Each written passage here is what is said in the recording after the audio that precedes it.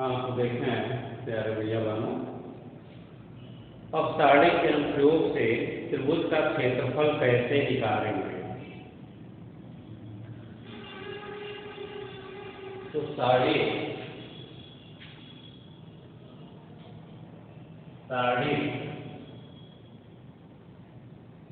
के अनुप्रयोग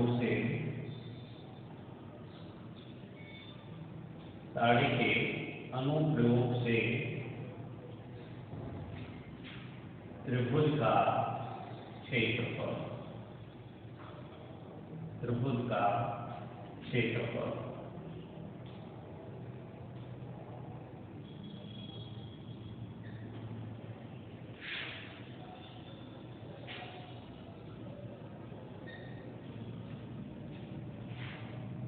माना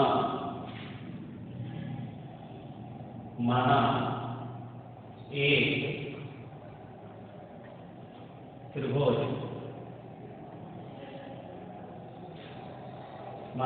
त्रिभुज के फिर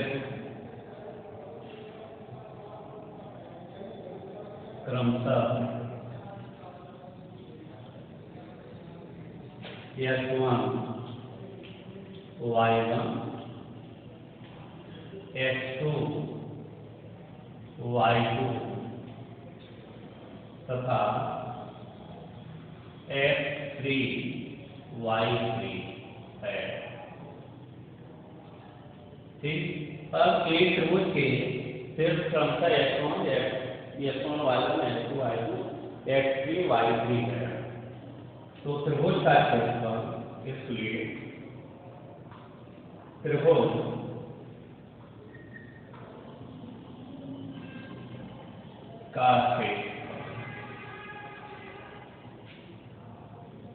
त्रिभुज का क्षेत्रफल जो होगा इसको लिखेंगे 1/2 डिटर्मिनेंट x1 y1 1 फिर x2 y2 1 फिर x3 y3 1 1। और इसको साफ कर लेंगे तो त्रिभुज का क्षेत्रफल निकल जाएगा। तो इसे त्रिभुज का क्षेत्रफल आपका निकल जाएगा। ठीक है। अब दूसरा है, यदि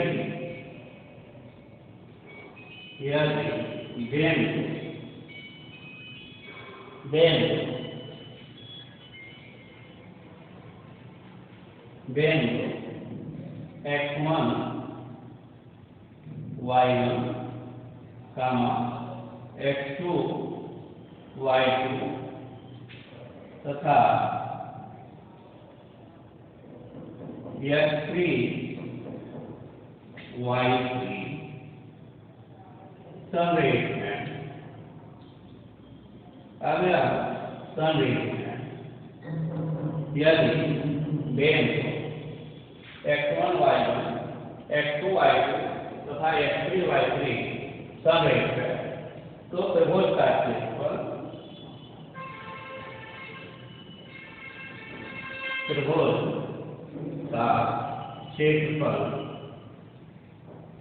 तब त्रिभुज का क्षेत्रफल होगा यह शून्य होगा, अर्थात 1/2 determinant x1 y1 1 x2 y2 1 x3 y3 1 a equal to क्या होगा 0 हो जाएगा। ठीक है। तो इस प्रश्नावली में इन सूत्रों का उपयोग करते हुए और सारणी के अनुप्रयोग से हम त्रिभुज का क्षेत्रफल निकालेंगे। अब आगे देखें।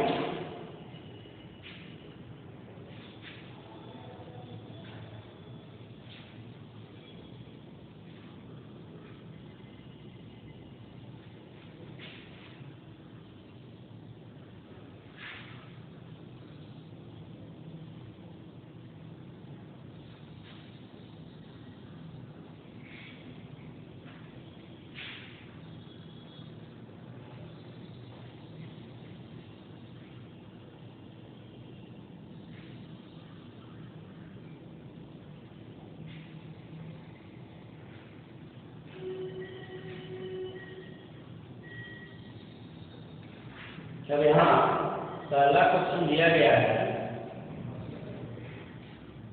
कि त्रिभुज का क्षेत्रफल ज्ञात कीजिए। पहला क्वेश्चन है कि त्रिभुज का क्षेत्रफल ज्ञात कीजिए।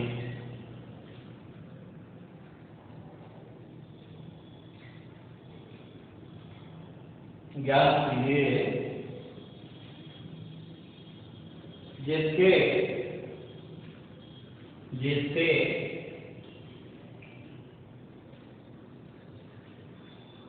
शीर्षों के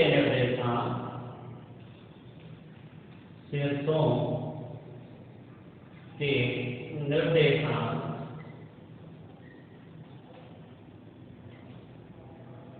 निम्नलिखित हैं। निम्न है। पहला है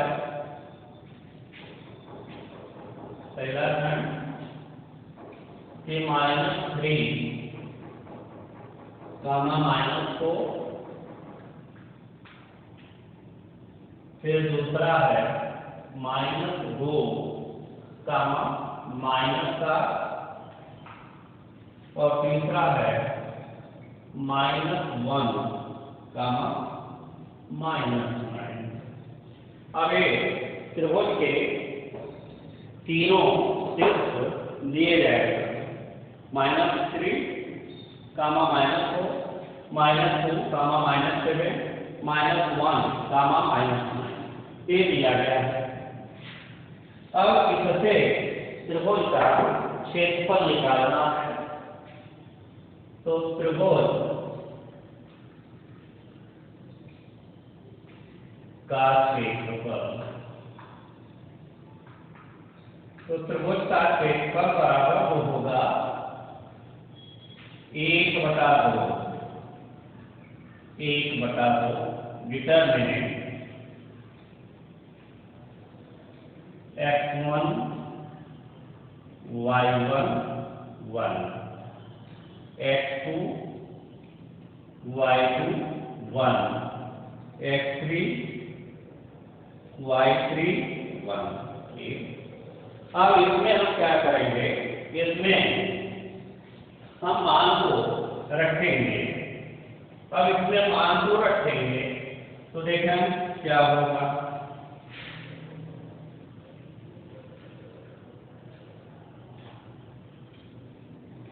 अब हो गया 1/2, 1/2। यहाँ x1 की वैल्यू है -3, y1 की वैल्यू -4 और 1, ये हो गया। फिर x2 की वैल्यू -2, फिर y2 की वैल्यू -7 और 1, फिर f3, तो f3 की वैल्यू -1 और -9, -1 -9 और 1, ये हो गया। अब हम क्या करेंगे, इक्वल टू 1/2 डिटरमिनेंट। अब यहाँ हम प्रयास करेंगे कि यहाँ 0 आ जाए और यहाँ 0 आ जाए। ठीक है, तो अब यहाँ चेंज करेंगे।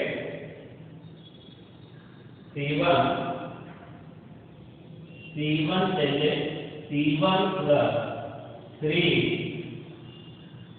C1 चलिए तो C1 + 3 C3, C1 चलिए C1 + 3 C3। अब यहाँ एक -3 है और इसका 3 गुना घटाएंगे, इसका 3 गुना जोड़ेंगे तो -3 है और इसका 3 गुना जोड़ेंगे तो -3 और +3 0 हो गया। फिर अब इसका 3 जोड़ेंगे तो -2 और +3 -2 और +3 तो 1 हो गया, 1 हो गया।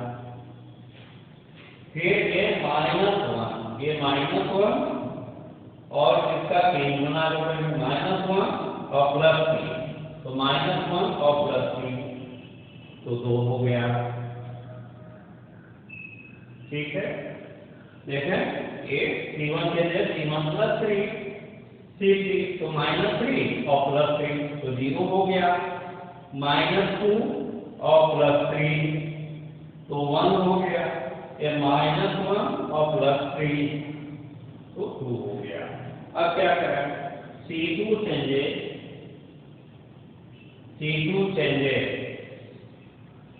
C2 और +4C1 4C3। अब क्या करेंगे, C2 में 4C3 जोड़ेंगे, ये -4 है, -4 ये -4 हो गया और इसका 4 टाइम तो -4 और +4 0 हो गया, 0 हो गया। अब ये -7 है और इसका 4 टाइम तो -7 और +4 -7 और +4 -7 और +4 यानी -3 हो गया। और ये -9 और +4 तो -9 और +4 तो -5 हो गया। पुनः एक बार देखें, अब यह C2 +4C3 तो ये C2 है, इसका 4 टाइम तो -4 और +4 0 हो गया, -4 और +4 तो -3 हो गया, -9 और +4 तो -5 और फिर 1 1 1 1 हो गया। अब इसके बाद सॉल्व करें,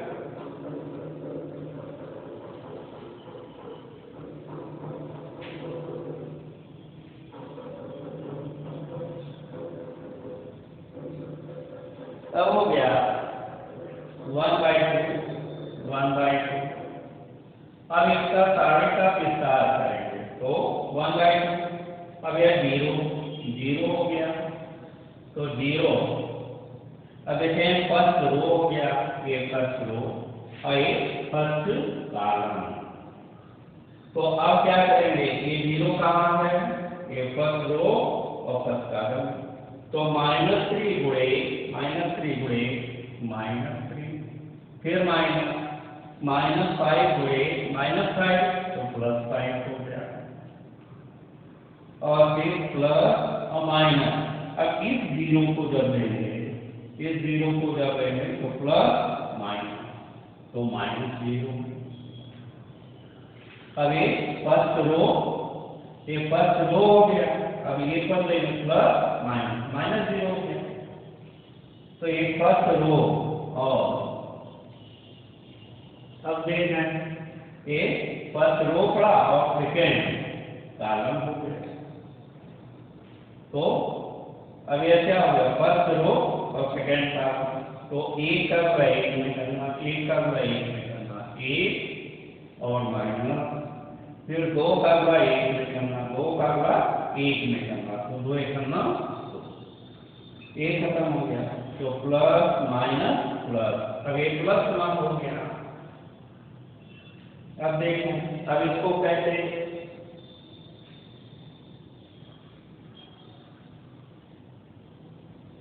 अब देखें ये प्लस माइनस प्लस, अब ये +1 है, ठीक। तो ये हमारा फर्स्ट रो हो गया और थर्ड कॉलम, फर्स्ट रो और थर्ड कॉलम। अब क्या करेंगे, अब 1 का गुणा -5 में करना, 1 का गुणा -5 में तो -5 फिर माइनस, फिर यह 2 का गुणा -3 तो 2 का गुणा -3 तो माइनस है, 2 3 6 -6 तो माइनस प्लस 6 हो गया इक्वल टू 1/2। अब यहाँ क्या होगा, 0 का गुणा इसमें होगा, 0 माइनस 0 का होगा इसमें होगा 0 और प्लस 1 और फिर ऋण 5 और प्लस 6, ऋण 5 प्लस 6 तो 1 हो गया। अब इसके बाद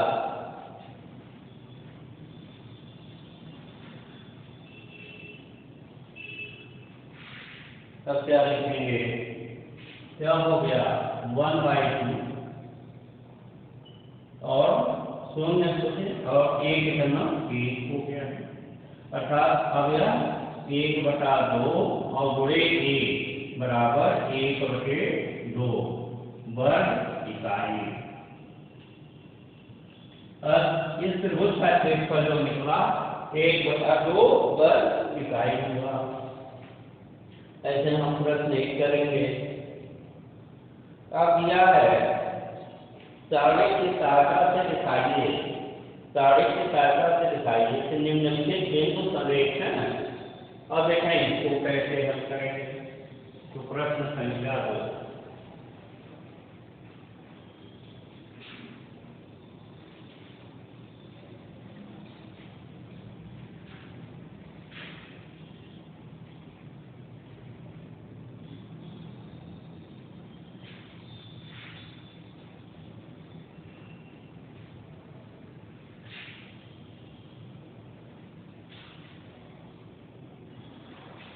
दिया गया है कि सारणी की सहायता से प्रश्न 2,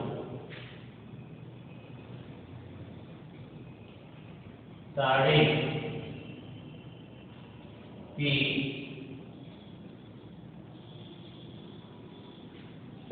की सहायता से दिखाइए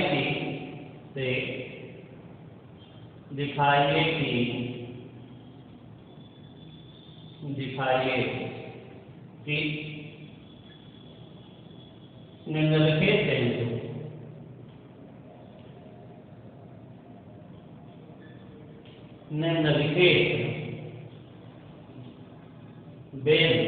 संरेख है। ठीक। अब सारणी की सहायता से आपको दिखाना है कि निम्नलिखित बिंदु संरेख है। ठीक है, तो अब यहाँ अब देखें दूसरा 5,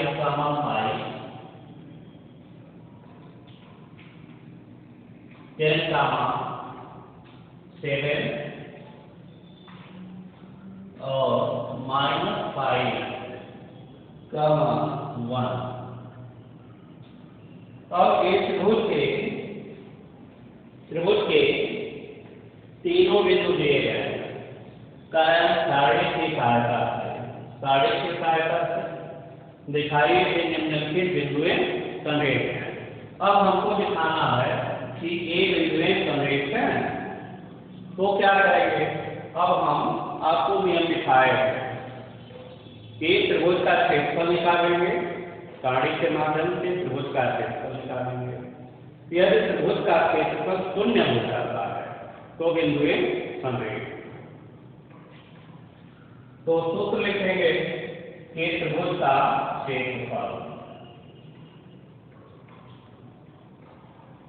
त्रिभुज का क्षेत्रफल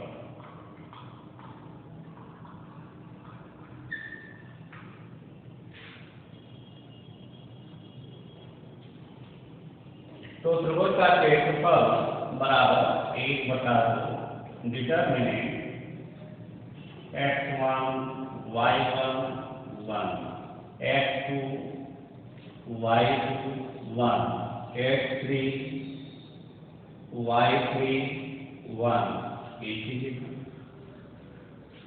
अब मान को रखेंगे तो हो गया 1/2 डिटरमिनेंट x1 5 y1 5 और 1, फिर x2 तो x2 है 10 7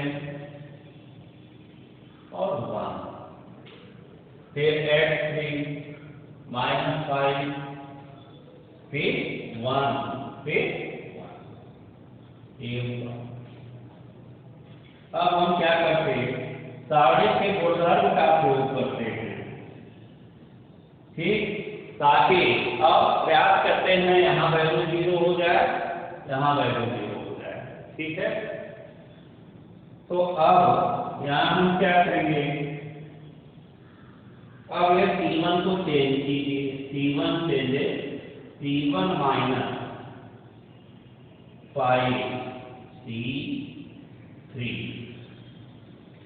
अब हम C1 को चेंज कर रहे हैं, ठीक है, C1 चेंजे। अब यहाँ हम 0 लाने का प्रयास कर रहे हैं, तो यह 5 है और ये 1 है, तो 5 में से इसका 5 टाइम्स ले हम घटा देते हैं, तो यहाँ वैल्यू क्या होगी 0, तो 5 हो गया और इसका 5 टाइम्स घटा दिया, तो 5 माइनस 5 0 हो गया। फिर यहाँ 10 में से इसका 5 टाइम्स घटाएंगे, तो 10 में से 5 घट गया 5 हो गया। अब हम 10 में से क्या करेंगे 5 घटाएंगे, तो 10 में 5 घटाएंगे तो 5 बच गया। ये -5 है, ये -5 और इसका 5 टाइम्स घटाएंगे, तो -5 और -5 -10 हो गया, ये हो गया। अब C2 चेंजे C2 माइनस 5C3। अब यहाँ 5 है, तो इसको हम 0 करें, तो इसका 5 टाइम्स घट गया, ये 5 है, तो 5 में से इसका 5 टाइम्स घट गया 0। फिर 7 में से इसका 5 टाइम्स घट गया, तो 7 माइनस 5 2 हो गया। फिर ये समेत 1 में से इसका 5 टाइम्स घटा देंगे, 1 में से इसका 5 टाइम्स घटा देंगे, 1 में से इसका 5 टाइम्स घटाएंगे, 1 में से इसका 5 घटाएंगे, तो क्या बचेगा -4। ये 1 हुआ और -5 -4। अब वहाँ 1 और 1 ये हो गया, ठीक है। अब इसके बाद क्या करें, अब इस सारणी का हम विस्तार करेंगे, अब इस सारणी का विस्तार करेंगे। अब देखना कैसे हम करेंगे।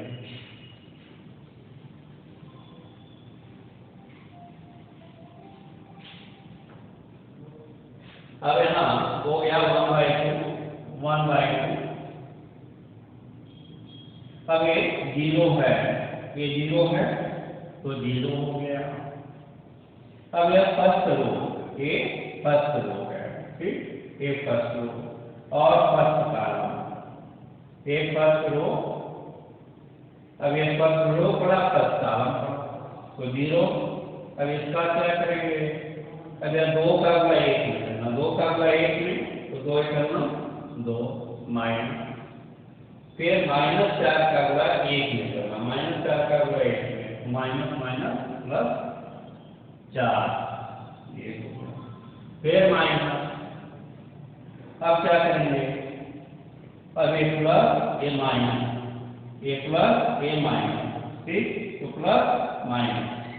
अब यह देखने का हम पड़ रहा है, ये प्लस माइनस, ठीक, ये -0 हो गया। अब यहाँ क्या करेंगे, तो ये फर्स्ट रो हो गया और सेकेंड कॉलम हो गया, ये सेकेंड कॉलम हो गया, ठीक।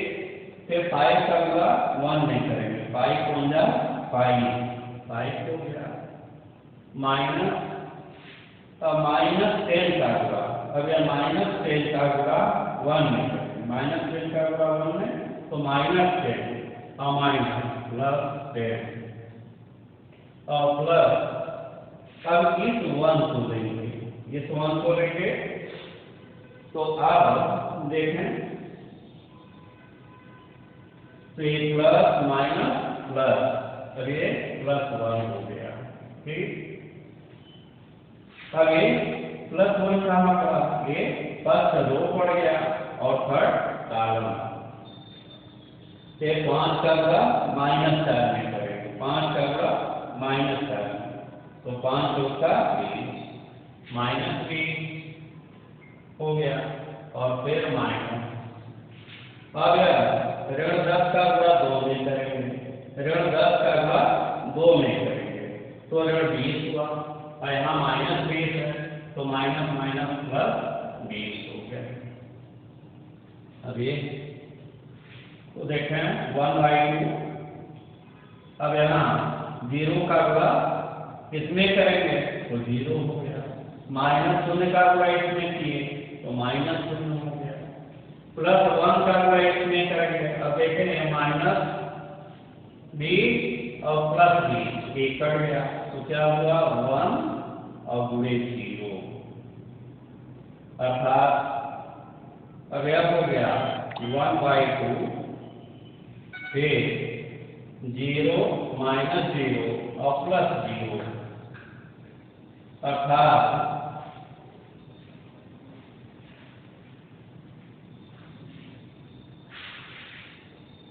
हो गया 1/2 और गुणे 0, अर्थात 0।